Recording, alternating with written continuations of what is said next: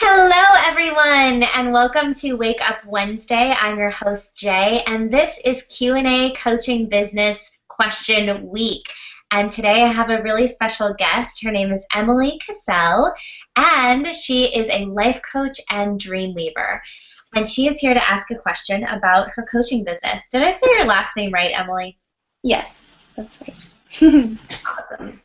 So, Emily, take it away. What is your question? Okay, so I was wondering if there's a certain number of programs that you recommend having as a coach, or a certain type of programs that you recommend having within the mix of numbers of programs.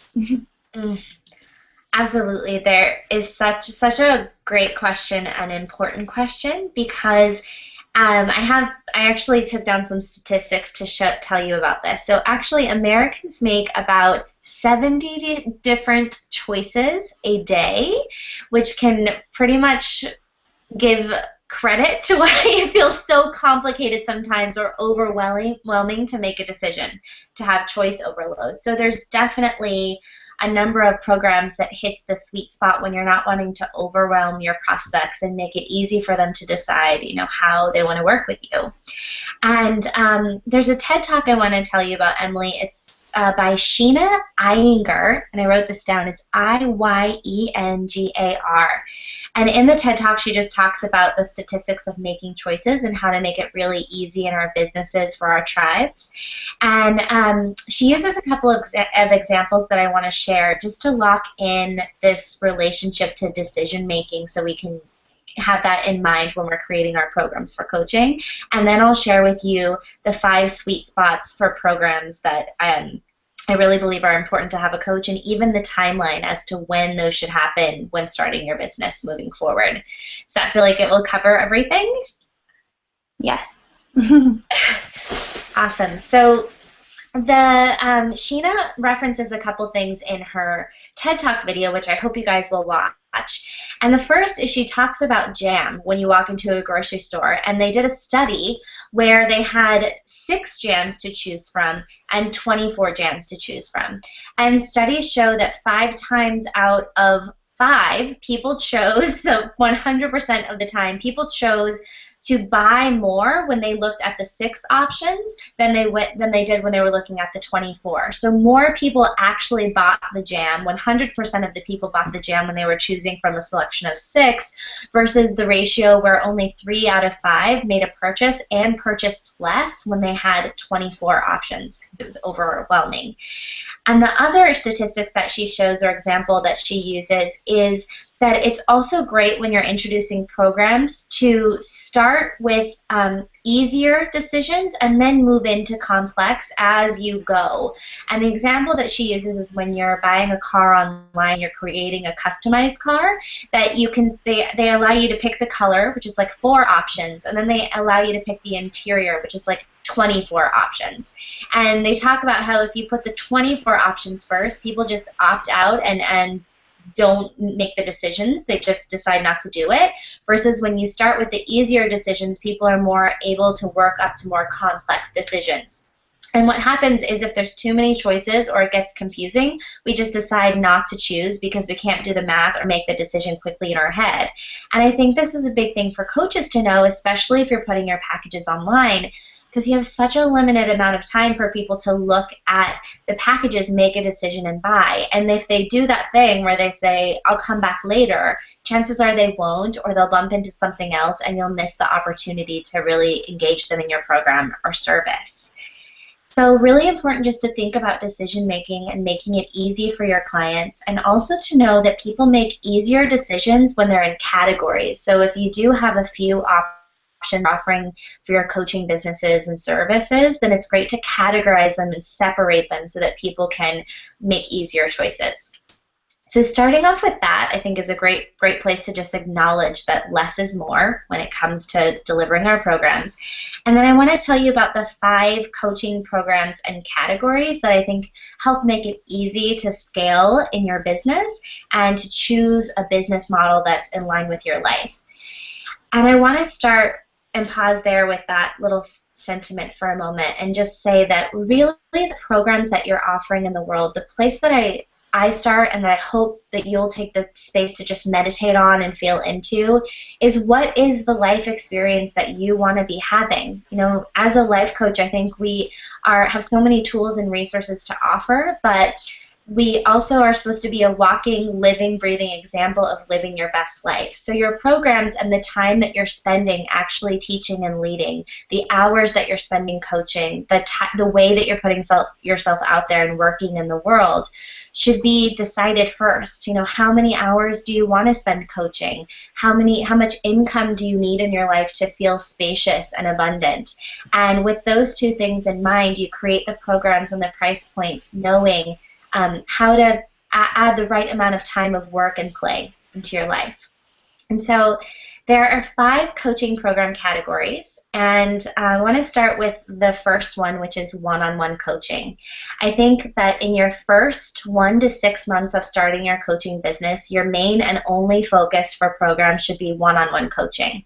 And I think there's basically 2 categories for that. The first category is a one-time session. And in the beginning of your coaching business, this should be free. This is basically a free session that you offer to get people in the door to know about you, that will then sell them into your other package, which will be in category 2, and I'll talk about that next. After the first 1 to 6 months, this one-time session can turn into a paid VIP intensive session. So the first category is any kind of one-on-one session that's a one-off session. So it's just a one-time deal. And so the first 1 to 6 months, that session should be free. And anytime after 6 months, you can turn that one-off session into a paid VIP intensive session. It's great to give that session a title or just a unique purpose or topic that you're going to cover. So it's really clear and people can just have that one-on-one time with you quick with no obligation or contract. And then the second phase of one-on-one coaching is to have a one-on-one package. And this is like long-term support. This is doing your one-on-one coaching on a continued basis. And that can be anywhere from 3 months to 6 months to 9 months to a year.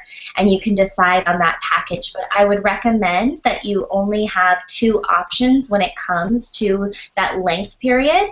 And I also even encourage you to just numb it completely down to just one option, being the one that feels most expansive to you. So do you feel really excited about working with someone for 3 months and you know the work that you can do in that time will be great? Or do you feel like you need a little more time and 6 months is ideal? Or do you really like locking in a relationship for 9 months to a year with one person and going on that journey? So pair that up with your desires as a coach and then really limit the amount of choices that you offer. So in the first 1 to 6 months of your coaching business, I recommend having that one-on-one, one-off session and then that coaching package available. Then we can start moving into a little bit more scalable options for your work, and this can start happening in months 6 months to 18 months of your coaching business. And that's when you can use the one-on-one research that you've done with your one-on-one clients, getting to know who you like working with, what are the common problems that come up, and you can create a group program. And that would be best to be launched 6 to 18 months into your coaching program, because you'll actually have a few people that have worked with you who might be interested in doing further work in a group setting where you can include community support and things like that. And for that can be an online program that's virtual, or that can be in person. The next category is going into months 18 to 24 of your coaching business. And this is when you can create a product. So now that you've had enough one-on-one coaching and you've done group coaching, you can start to think about how to create a virtual product that lives online that answers some of these questions. Perhaps it's an ebook or a video training course or a daily challenge, something like that is great to create to really scale your business to make money while you sleep, and a good time for that to come in is 18 to 24 months. Now, as you start going into these group programs and virtual training programs, you might find that you don't desire to do one-on-one coaching anymore, or you really limit the amount of one-on-one coaching you do, and that's a great time to increase your prices to higher rates if you're still going to offer one-on-one coaching, and to really have those VIP high-impact intensives. And then finally, when you're in years 2 to 4 of your coaching business, you can start to begin to offer a mastermind experience or a retreat experience. A mastermind experience tends to be a combination of that group coaching that you've created, that virtual product that you have, and that one-on-one coaching, where you kind of put those together and that becomes a package, a long-term 3, 6-month, or 9-month experience where someone's traveling with you, but in a group experience, maybe getting a little bit of one-on-one time. You can create that how you want. But in year 2, from year 2 to 4, you can start thinking about doing that mastermind experience or just an in-person retreat. It's a one-off time where people get to come work with you in person. Perhaps you do that somewhere exotic and cool. But you can focus on a specific and positive outcome that you're going to go through in that mastermind experience. So those are the categories, and the thing that I would include with that is just to really cut down the number of programs you offer and look at what the best sellers are and keep those. You'll get a great idea as you slowly introduce them what's really working for you. Perhaps you'll find that your one-on-one coaching is just selling off the charts, or perhaps you find out 6 months to that 1 year in when you offer your first group program that people really like working with you in the group environment. Or as you create that product, you'll see that you're really great at those, so you want to stick to that area. And I would definitely limit always the choices that are available on your website from 2 to 3. And then, like we learned earlier with the car customization process, really giving them the opportunity when you talk to them one-on-one to add things in. So perhaps they add that virtual program in, or they add in the mastermind. But if we have all of those choices on your website at one time, people will just get overwhelmed and won't make a choice. So the simpler the better. And the best way to make sure that it's simple and easy to respond to is to ask your prospects themselves to tell you, or if you have a mastermind group of your own or a coach of your own or just a sister circle, which I know you do, Emily, ask them to take a look and say, like, are you confused? Which one are you leaning toward? And did you make the decision right away, or did you feel like you needed to come back? Mm-hmm. So I'm so curious how this is landing with you, Emily, and what's resonating with the most, or what's your biggest takeaway? Yes, it was so helpful. Thank you so much. I loved how you talked about sort of the stages of progressing from one-on-one coaching into group coaching and into a product and then into a mastermind or retreat. I thought that was wonderful because a lot of times I think we have these big visions for, what we want to create in our coaching business, and we don't really realize what the time frame should look like leading up to that. So we all probably want to, a lot of us want to do a retreat or mastermind eventually, and that's the goal. And it can be so tempting to just kind of leap into that before we might really be prepared to do so, mm-hmm. or have built the foundation in our coaching business to have enough support to be able to do a mastermind or a retreat that can really also be a good source of income instead of just jumping in and then ending up paying for, paying more than we are getting back from the program. So yeah, absolutely. The progression that I shared with you is that's the purpose behind it, is that first of all, you build your tribe and your list and your customers who know and speak about your work, and the best way to do that is in one-on-one. And I've seen so many coaches want to go straight to group coaching to go to that scalable business because it's enticing, of course, to spend less time, serve more people, bring in more income. But then it's really devastating when you try to launch it and no one's biting, and then you think there's something wrong with you, or that you're not going to be successful as a coach, and all these beliefs start coming up. But the truth is, there's a process that's really helps build in a productive way so that it's not crickets when you offer those other things. And when you start with one-on-one and then move to group coaching and have that virtual product where all of your resources kind of live online, and then you try to create a mastermind or an in-person retreat, you'll find there's a way that all of your clients are funneling and circling through those things, and you have the content ready from the experience that you've had going through that cycle.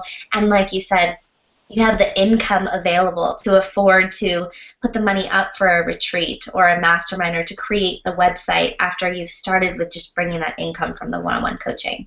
So yeah, brilliant insight there, and really a lot of structure behind just supporting you and successfully launching each of those different categories.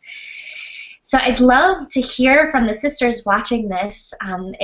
Emily and I will be in the comment section on the blog where all the sisterhood happens, and we'd love to know, where are you at in your coaching business right now? What are the products, programs, or services that you're offering? How many choices are you putting out there?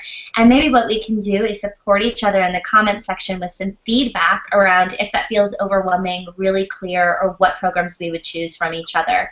So I'll be there to give you guys some feedback, and hopefully Emily will be there too, and we'll get to have some conversation and see what's up with you and your coaching business. If you like this video, please like it, and if you know a friend who's creating her coaching packages in her business, share it with her on Facebook so she can expand her knowledge about how to help people make easy decisions. And I share resources with my newsletter list that I don't share with those of you who just catch this on YouTube, so make sure that you're subscribed so you get those extra PDF funnels and resources that I share with only the women subscribed in my tribe. Emily, thank you so much for this question. I will let you say goodbye, and then we'll see everyone next week. Okay, thank you so much, Jay. Bye, guys. We'll see you next week.